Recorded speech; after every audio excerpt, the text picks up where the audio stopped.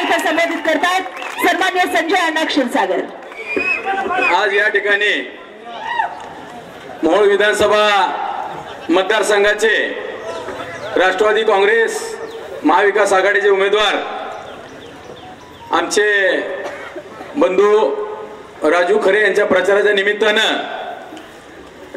या व्यासपीठावर उपस्थित असलेले आपल्या सर्वांचे ज्येष्ठ नेते आदरणीय मनोहर भाऊ आणि आदरणीय पद्माकर अप्पा, आता मी सगळ्यांची नावं वेळेअभावी टाळतो, क्षमा असावी।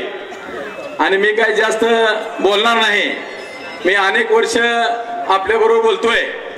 लोकसभा निवडणुकीच्या आधी माझ्यावर असाच एक प्रसंग आला होता आणि तो प्रसंग आल्यानंतर मी या ठिकाणी या विधानसभा मतदारसंघाचा दौरा केला आणि तुम्हाला विचारलं मी काय करू, बरोबर आहे का? सांगायला ना ऐकायला आलोय, तुमचं सांगा।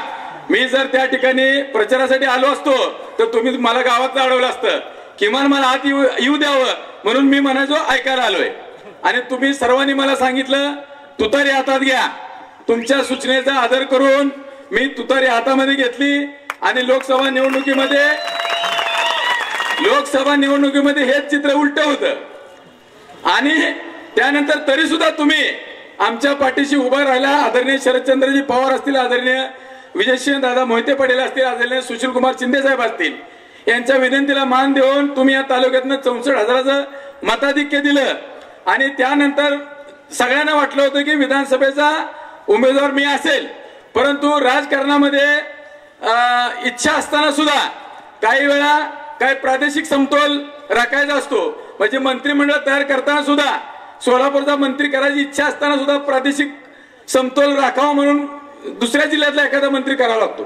तशा प्रकारे या निवडणुकीच्या उमेदवारीच्या घडामोडीमध्ये काय सामाजिक समतोल राखण्याच्या दृष्टिकोनातून मला या ठिकाणी, मी म्हणणार नाही माझी उमेदवारी कट केली किंवा मला डावललं, या ठिकाणी मला थोडंसं थांबावं लागलं। यानंतर आदरणीय पवार साहेबांचा माझा 2 वेळा फोनवरती संभाषण झालं। त्यानंतर 2 दिवसापूर्वी मला त्यांनी निरोप दिला की तुम्ही टिंबुर्णीला या, त्याप्रमाणे मी टिंबुर्णीला गेलो, साहेबांची चर्चा केली। आजही सकाळी 9 वाजता मला फोन आला, मी चर्चा केली। आताही मला म्हणले तर तुम्ही 6 वाजेपर्यंत बारामतीला या। मी साहेबांना म्हणलं की ही सभा 5 वाजता 5:30 वाजता संपणार आहे, ही सभा उरकून साहेब मी येतो, आता मी ही सभा संपल्यानंतर जाणार आहे। तर मी या ठिकाणी तुम्हाला म्हणजे व्यासपीठावर बऱ्याचशा मंडळींना माहिती आहे, या तालुक्यामध्ये 1998 पासून सक्रिय राजकारण करत असताना शिवसेना आणि भारतीय जनता पार्टी आम्ही या ठिकाणी कायम एकत्रितपणे लढायचो।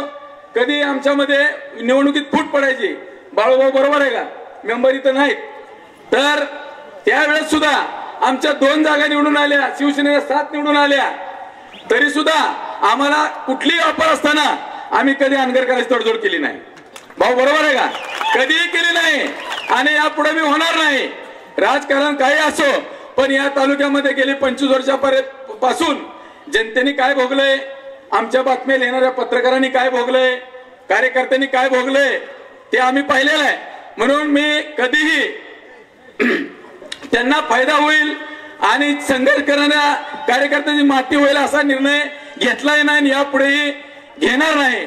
आणि म्हणून मी तुम्हाला या ठिकाणी अभिवाचन देतो, स्वर्गीय पंडित देशमुख यांच्या हत्येनंतर या तालुक्यामध्ये जे काही परिस्थिती घडली आणि त्यामुळे आज हे सगळे व्यासपीठावर दिसत आहेत, मी सुद्धा दिसतोय, नाहीतर मी व्यासपीठावर तुम्हाला दिसलो नसतो। आणि ते बलिदान तालुकाही विसरणार नाही आणि आज संजय क्षीरसागर परिवारही विसरणार नाही।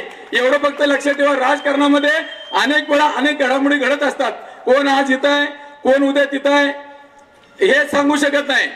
परंतु मी अर्ज भरल्यानंतर प्रचाराला लागल्यानंतर काही लोक माझ्यावर टीका करत होते की अनगरकरांनी उभा केलाय आणि अनगरकरांच्या मदतीने हा उभा राहिलाय।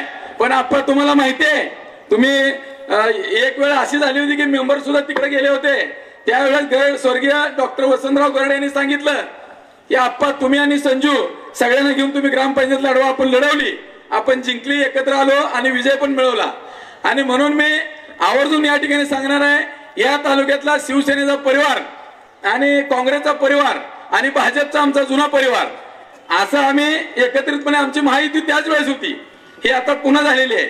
आणि म्हणून या पुढच्या काळात सुद्धा आपण आता जे आपले उमेदवार आहेत राजू ज्ञानू खरे यांना प्रचंड मताने विजयी करावं आणि खऱ्या अर्थाने या तालुक्यामध्ये एक संघपणे आपण सगळ्याच्या मदतीनं हा विजय संपादन करून तालुक्यामध्ये चांगल्या प्रकारचं एक वातावरण तयार करू, निकृष्ट दर्जाच्या कामाला आळा बसू, टक्केवारी ठेकेदारी हे बंद करू आणि या तालुक्यामध्ये सामान्य माणसापर्यंत आपला हा सत्तेचा जो काय लाभ आहे तो सामान्य माणसापर्यंत गेला पाहिजे. कसा गेला पाहिजे? तुम्ही 1-2 कोटीचा रस्ता गेला आणि तो रस्ता 1 वर्षात खराब झाला तर तो लाभ गेला मी म्हणणार नाही. तुम्ही तो रस्ता केला तर तो 5 वर्ष टिकला पाहिजे. आप्पा मी आवर्जून बाळूभाऊ तुम्हाला सांगतो, तुम्ही मला उपसभापती असताना, मी सरपंच असताना साठेनगर मधलं एक काम दिलं होतं. मी सरपंच असताना तुम्ही म्हणला अण्णा तुम्ही एक काम करा. आज त्या कामाला 13 वर्ष झाले. मला अभिमान आहे, ते काम जसं आहे तसं आहे.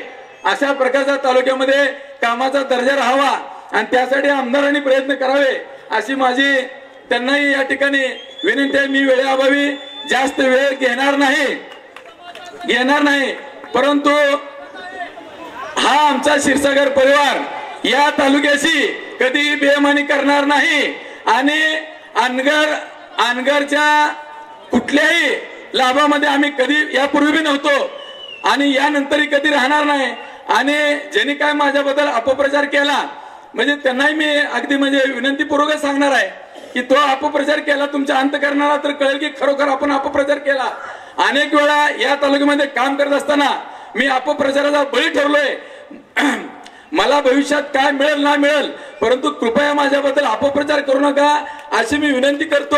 आणि मला खरोखरच आनंद वाटला. आज मी माझ्या म्हणजे अगदी माझ्या कुटुंबात आल्यासारखं मला वाटलं आणि यापुढे सुद्धा मी एक संघ कुटुंब म्हणूनच आपल्या बरोबर राहीन एवढी ग्वाही देतो. आणि पुन्हा एकदा तुतारी या चिन्हाचं बटन दाबून तुम्ही 1 लाखाच्या लीडनं आपला उमेदवार महाराष्ट्रातल्या टॉप 10 मध्ये निवडून गेला पाहिजे एवढी दक्षता घ्या.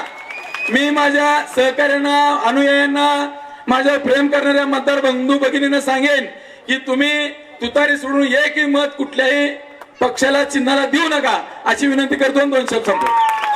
आणि माझा जाहीर पाठिंबा राजू ज्ञानू खरे यांना आहे. आदरणीय पवार साहेब, आदरणीय जयंत पाटील यांच्या सूचनेनुसार मी त्यांना पाठिंबा आणि तुमच्या सूचनेनुसार देत आहे. आणि मी पाठिंबा द्यावा म्हणून या व्यासपीठावरील सर्व अगदी थिटे ताई असतील किंवा इथं आता एमडी आपले जकराजी एमडी सचिन जाधव आले नाहीत मला वाटतं, ते असतील, दीपक मेंबर असतील, बाळूभाऊ असतील, आप्पा असतील, माझ्या रोजच्या रोज संपर्कात होते. उमेददादा तर सकाळ संध्याकाळ होते. म्हणजे सगळ्यात जास्त उमेददादाचं सुद्धा श्रेय आहे त्याच्यामध्ये. मी सगळ्यांचं अभिनंदन करतो, धन्यवाद देतो. आणि राजू ज्ञानू खरे यांना पुन्हा एकदा तुम्ही तुतारीचं बटन दाबून निवडून द्या एवढी विनंती करून 2 शब्द संपवतो. अण्णांचा आम्ही पाठिंबा दिल्याबद्दल मनपूर्वक आभार व्यक्त करतोय.